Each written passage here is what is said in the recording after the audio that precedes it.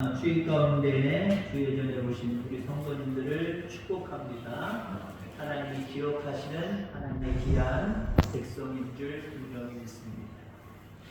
그런데 우리는 살다 보면 하나님의 뜻을 이해하지 못해서 속상하고 답답할 때가 있습니다. 그래서 하나님을 향해서 그러면 안 되는데 한숨을 쉬고 불평 불만을 털어놓고 절망하고 낙심할 때가 있어요. 그런데 여러분들, 하나님의 뜻을 이해 관점으로 생각하지 마시기 바랍니다. 신의 뜻을 우리가 어떻게 이해하려고 해요? 그거 잘못된 거예요. 하나님의 뜻을 믿고 확신하고 참고 기다리는 거예요. 하나님의 뜻은 이해하려고 하는 게 아니에요. 하나님, 나는 이해시켜 주세요. 아, 그거군요. 아, 이해됐어요. 그거 아니란 말이에요. 하나님의 뜻은 우리 속에 늘 있습니다. 하나님 지금도 일하시고 계십니다. 하나님의 놀라우신 뜻을 가지고 우리 교회를 위해서 일하고 계시고 여러분들을 위해서, 여러분들 자녀를 위해서 일하고 계시다는 말이에요. 근데 내가 원하는 방향으로 갈 때가 있어요. 그럼 우리는 어때요? 하나님 뜻을 도저히 이해할 수가 없네. 용납할 수가 없네. 하나님의 뜻은 이해의 관점, 용납의 관점이 아니에요. 그런 신이십니다. 전지전능하신 분이에요. 천지만물을 창조하신 분이에요. 우리의 생사하고 주관하시는 분이에요. 그냥 그분을 믿고 그 뜻을 확신하면서 참으며 기다리면 돼요. 그렇게 할 수 있는 저와 여러분들 다 되기를 주의 이름으로 축원합니다. 오늘 본문에는 요셉이 양치러 간 형들이 잘 있는지, 아버지의 양떼들이 잘 있는지, 아버지의 명을 받아서 형들이 양을 치고 있는 곳으로 가게 됩니다. 그 장면을 오늘 본문에서 이야기를 하고 있어요.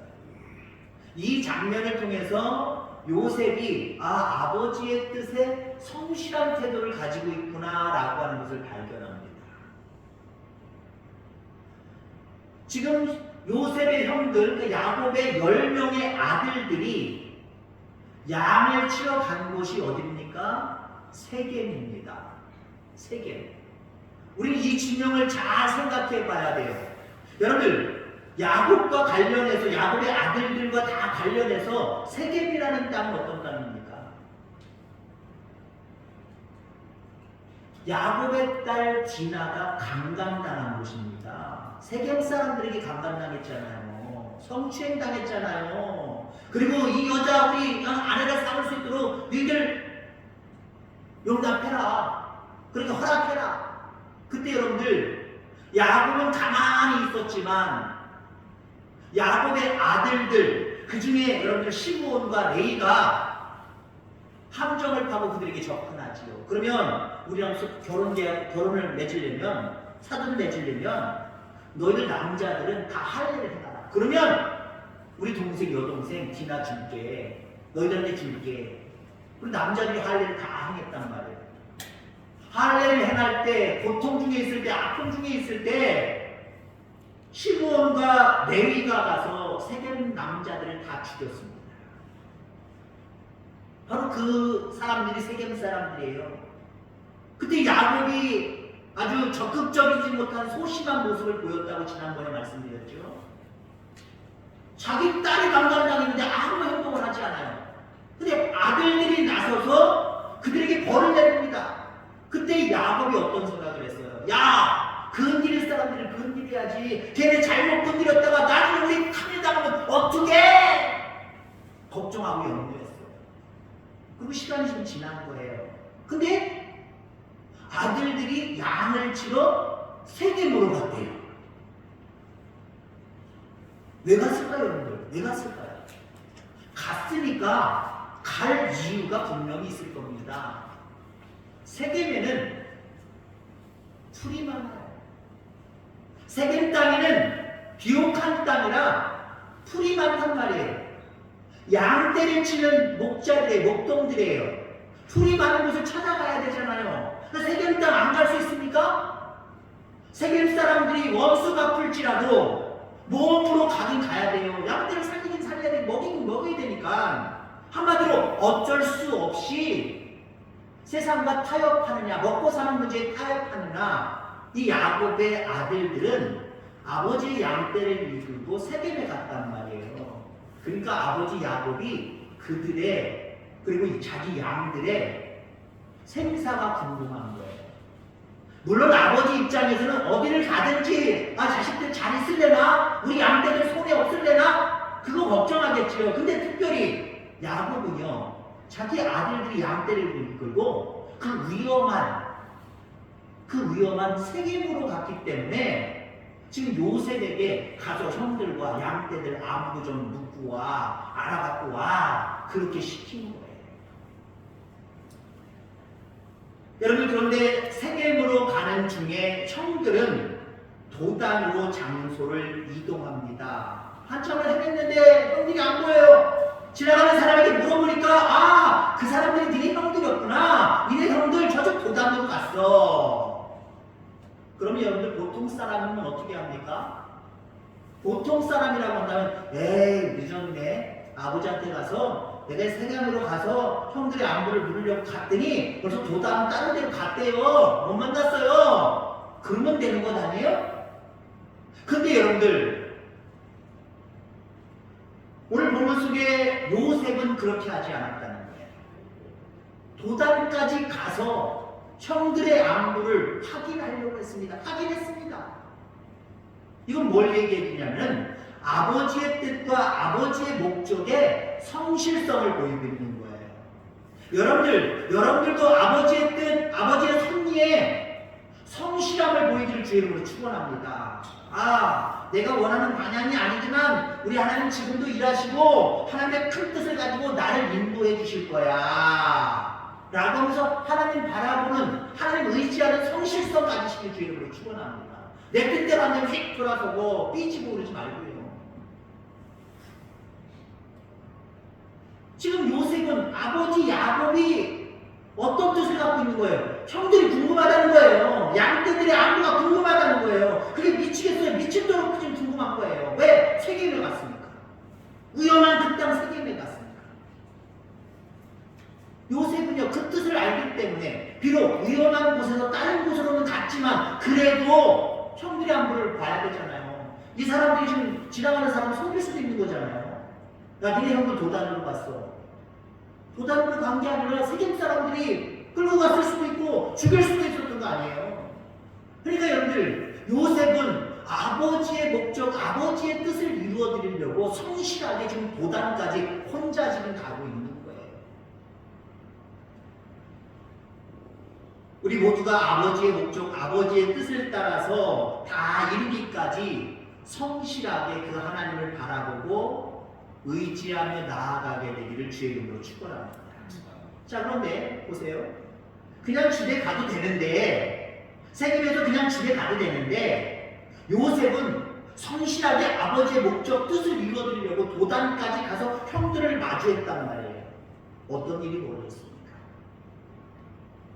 성실하게 아버지의 뜻을 따라서 갔더니 형들이 요셉이 오는 모습을 보고 야, 저거 죽이자. 저거 죽이자.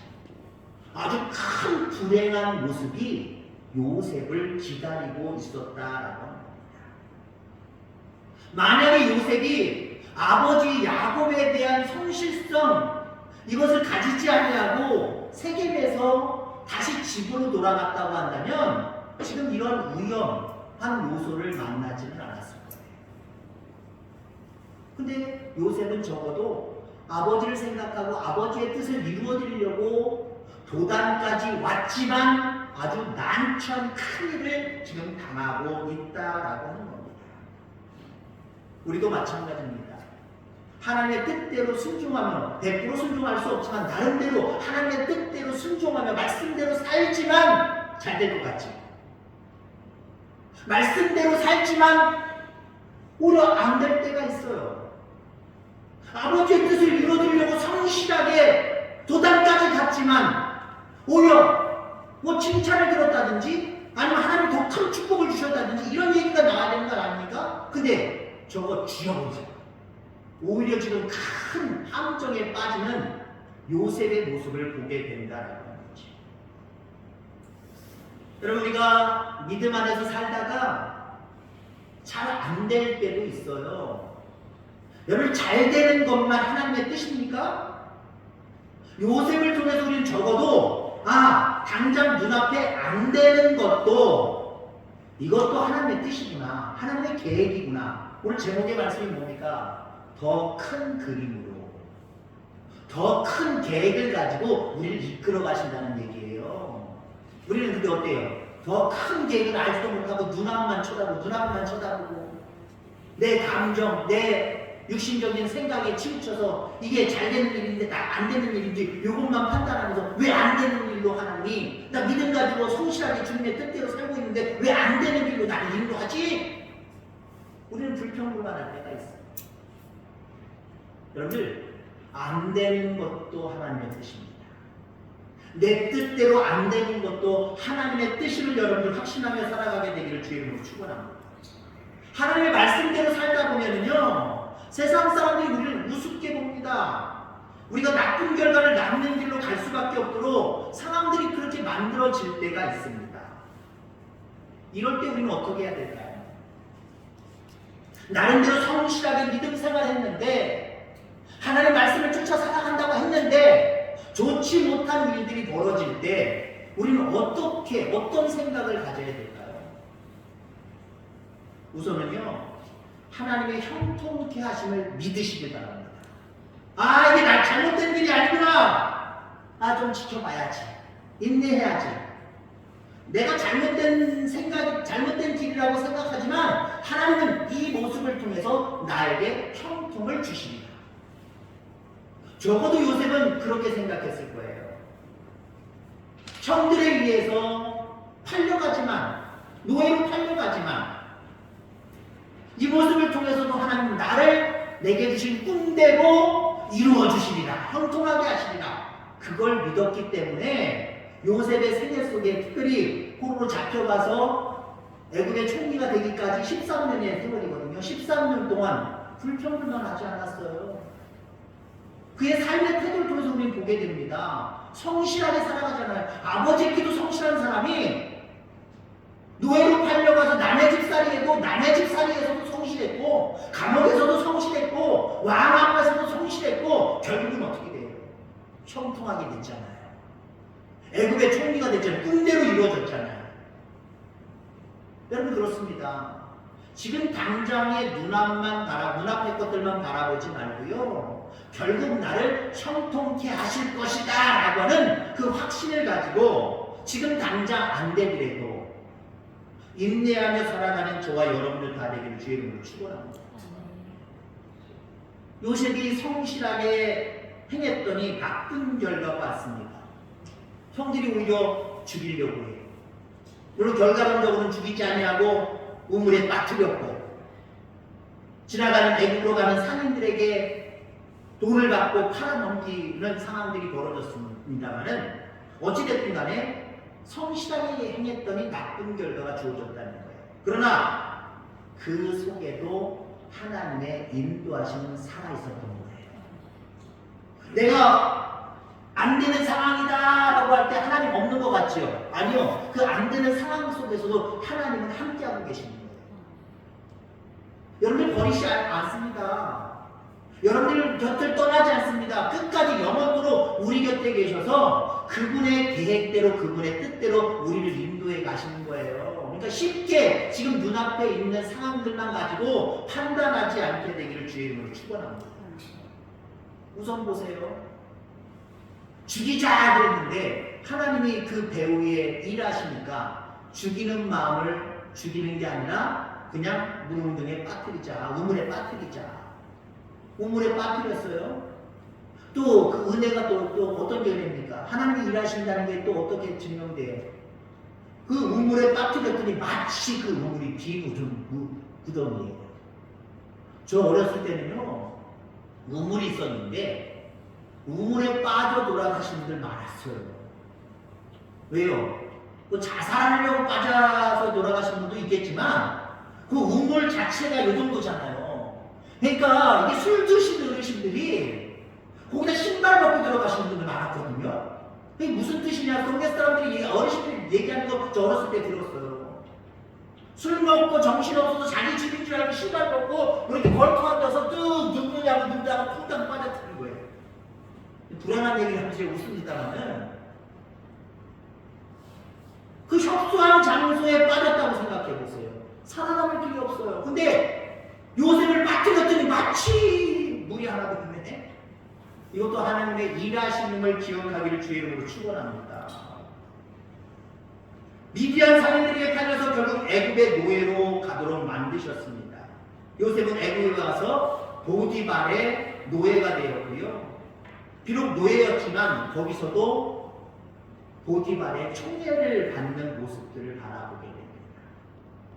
요셉을 데리고 요셉과 함께 하나님은 계속해서 일하시고 계셨다라고 하는 거죠.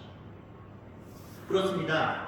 지금 하나님 말씀대로 성실하게 순종하다가 나쁜 결과가 우리 가운데 주어졌거나 앞으로 주어질지라도 그 속에 하나님의 일하심을 형통케 하심을 확신하는 믿음이 있기를 주의 이름으로 축원합니다. 그러면 그 일이 안 되는 게 안 되는, 아유 안 됐구나, 큰일 났구나 이게 아니라 내 뜻대로 내 생각대로는 안 됐지만 여기에 하나님의 일하심이 있어, 형통케 하심이 있어. 기다려보자. 기도하며 기다려보자. 믿음으로 기다려보자. 그런 결과물들이 우리에게 주어질 줄 분명히 믿습니다. 자, 그 다음에 또 우리가 성실하게 하나님의 뜻을 이루어드리려고 하는데도 불구하고 우리 가운데 좋지 못한 일들이 벌어질 때 오늘 제목의 말씀처럼 하나님이 큰 그림 속에서 우리를 인도해 가심을 믿으시길 바랍니다. 믿으시길 바랍니다. 하나님 큰 그림 속에 우리를 인도하시는 거예요. 여러분 우리 보세요. 어른일수록 앞을 바라보는 눈이 더 밝아요. 아이들은요. 예를 들어 여기 깐난 아이가 있는데 깐난 아이가 맨날 전가슴에서 우유만 먹고 있다가 좀 일어났어요. 일어나는 아이들이 이 바깥 세계를 알까요? 이 태화 산리 바깥에 저쪽 큰 길 쪽을 알까요? 짐천 시내에 뭐가 있는지 어떤 상황인지 그들이 알까요? 몰라요. 근데요. 오랜 경험을 통해서 이 지역에서 수십 년 동안 살았던 여러분은 어떻습니까? 안 가봐도 훤히 알고 있잖아요. 훤히 알고 있잖아요. 그거예요, 여러분들. 천지만물을 창조하시는 하나님의 시야와 우리의 시야는 달라요. 우리는 겨우 여기밖에 못 봐요. 겨우 여기밖에 못 보는데 하나님은 어디까지 봐요? 무한대예요, 무한대. 무한대를 보시고 계획하시는 하나님입니다. 그렇기 때문에 우리가 성실하게 하나님을 대하다가 믿음 가운데 살다가 내가 원하지 않는 일들이 있다고 할지라도 결국은 하나님이 나를 큰 그림 속에 나를 인도해 가실 거야 라고 하는 믿음이 있게 되기를 주의 이름으로 축원합니다. 요셉이 애국으로 팔려가게 하신 하나님의 목적이 있어요. 그에게 분명히 어떤 높은 자리에 오를 것이라고 하는 꿈을 2번이나 주셨지요. 그럼 바로 그냥 높은 자리에 올려주시면 되잖아요. 17살든지 상관없잖아요. 그때 바로 올려주셔도 상관없어요. 하나님의 뜻이라면 가능한 거잖아요. 근데 17살 때 형들의 배반 속에 애국으로 팔려가고 남의 집살이하고 감옥살이하고 그리고 30살이 되어서야 더욱 하나님의 뜻이 이루어졌습니다. 그럼 그 13년 동안 하나님이 그를 어떻게 대하셨느냐라고 하는 부분들을 우리가 바라보면 됩니다. 우선 요셉의 내면을 연단시키는 시간이었습니다. 물론 하나님이 하시면 그대로 되는 거지만 그래도 요셉이 애굽의 총리가 되잖아요. 그 정도 인물이 되려고 하면 나름대로 뭔가 배운 게 있어야 될 것 아니에요. 뭔가 체험한 것이 있어야 될 것 아니에요. 그러니까 13년 동안 아주 그냥 찐하게 그 고통 속에서 요셉을 연단시키려고 하시는 목적이 있었기 때문에 형들의 미움 속에 팔려가게 하신 거고 종살이하게 하신 거고 감옥살이하게 한 거예요. 이걸 먼저 우리가 이해해야 되고요. 궁극적으로는 그를 애굽의 바로 왕 앞으로 잡고 인도해 가는 겁니다. 결국 여러분 보세요. 요셉이 애굽의 총리가 되는 거 누가 임명한 거예요? 애굽의 바로가 인정한 거잖아요. 물론 그 배후에는 하나님이 계신 거예요. 그건 우리가 잊어서는 안 되지만 실질적인 모습 속에는요. 바로의 눈에 띄고 얘 괜찮은 애네, 아주 특별한 애네, 얘 계속 내 옆에 둬야지. 야, 자리를 높은 거 줘서 나를 잘 받쳐서 정치하도록 해야지. 그렇기 때문에 애굽의 총리가 된 거예요. 근데 여러분 보세요. 애굽으로 팔려가지 아니하고 아버지 곁에서 형들과 계속 살아갔다고 생각해 보세요. 그가 애굽의 총리, 그 당시 강대국인 애굽의 총리 정도까지 그 지역을 다 관할하는, 나중에 그렇잖아요. 7년 풍년, 7년 흉년의 시대, 특별히 7년 흉년의 시대, 많은 나라들이 와서 요셉에게, 왕은 바로지만 요셉에게 꿇어 엎드려서 우리 좀 살려주세요, 양식 좀 팔아주세요, 빌빌빌 빌잖아요. 그런 위치에 있잖아요. 아버지 밑에서 있었으면, 형들과 같이 살았으면 그게 가능했을까요? 하나님의 요셉을요, 점점 바로 왕 앞에 가게 하려고 인도하신 거예요. 큰 그림을 가지고 13년 동안 인도하신 거예요. 보세요. 지나가는 상인이 마치 애국으로 가는 상인입니다. 그것도 여러분들 하나님의 일하시네요. 애국이 아니라 반대쪽으로 여러분 인도하셨다면 어떻게 됐을까요? 잊혀진 사람이 됐을 거예요. 여러분들, 보디발의 집에 들어갑니다.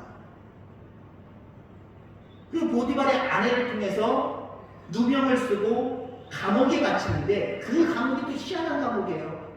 나라의 위정자들이 잘못해서 오는 감옥이에요.